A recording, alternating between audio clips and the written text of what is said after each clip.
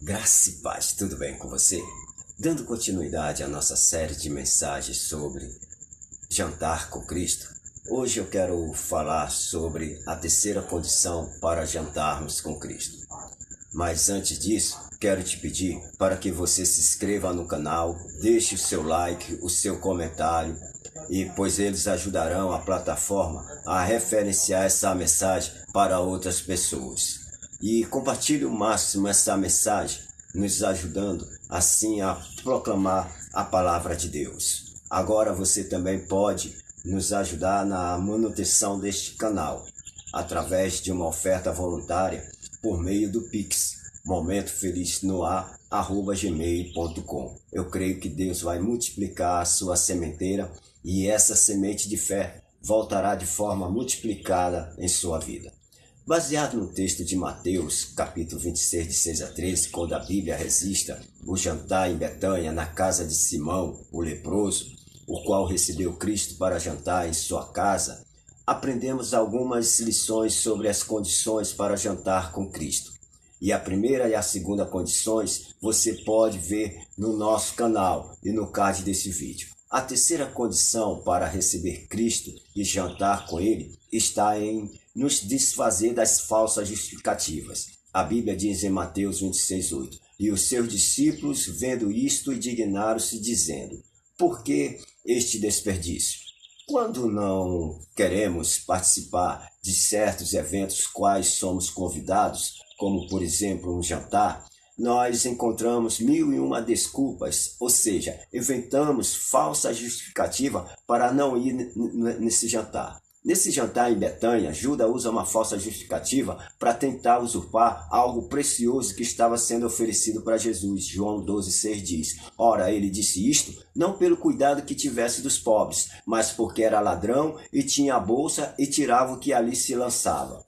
E o interessante é que no texto da nossa meditação, Mateus, ele relata que os outros discípulos se deixaram levar por essa falsa justificativa de Judas. Adão e Saul também apresentaram falsas justificativas pelas suas desobediências diante de Deus. Adão, quando desobedeceu a Deus, como falsa justificativa, ele colocou a culpa na mulher. Gênesis 3:12 diz: Então disse Adão: A mulher que me deste por companheira, ela me deu da árvore e eu comi. Embora houvesse uma certa verdade nisso, mas não deixava de ser uma falsa justificativa diante de Deus, pela responsabilidade maior que Adão tinha de obedecer à ordem divina, pois foi ele que recebeu a ordem direta do próprio Deus para não comer do fruto da árvore da vida, e não a mulher.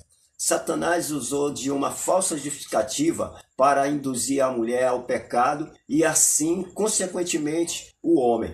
Gênesis 3:4-6 diz: Então a serpente disse à mulher: Certamente não morrereis, porque Deus sabe que no dia em que dele comerdes, se abrirão vossos olhos, e sereis como Deus, sabendo o bem e o mal. E viu a mulher, aquela árvore era boa para se comer, e agradável aos olhos, e a árvore desejável para dar entendimento, tomou do seu fruto, e comeu, e deu também ao seu marido, e ele comeu com ela. No caso de Saul, o pecado foi o mesmo, a desobediência. E as falsas justificativas foram a demora do profeta Samuel, a dispersação do povo e o despojo para ofertar ao Senhor.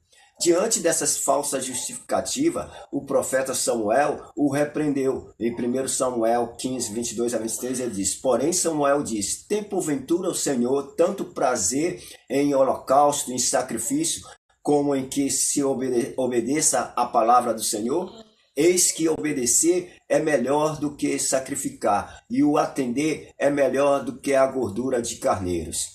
Porque a rebelião é como um pecado de feitiçaria, e a obstinação é como a iniquidade e idolatria. Porquanto rejeitaste a palavra do Senhor, ele também te rejeitou a ti, para que não seja reis.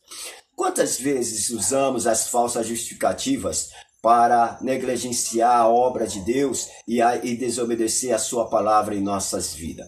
E, consequentemente, deixamos o inimigo roubar o que temos de mais precioso para apresentar e ofertarmos a Deus, como nossos dons, talentos e chamados. Mas Deus nos conhece, assim como Jesus conhecia perfeitamente a pessoa de Judas e a sua intenção. O Senhor sabe quais são as falsas justificativas que nós temos apresentado diante dele para deixar de ofertar e fazer o melhor para ele.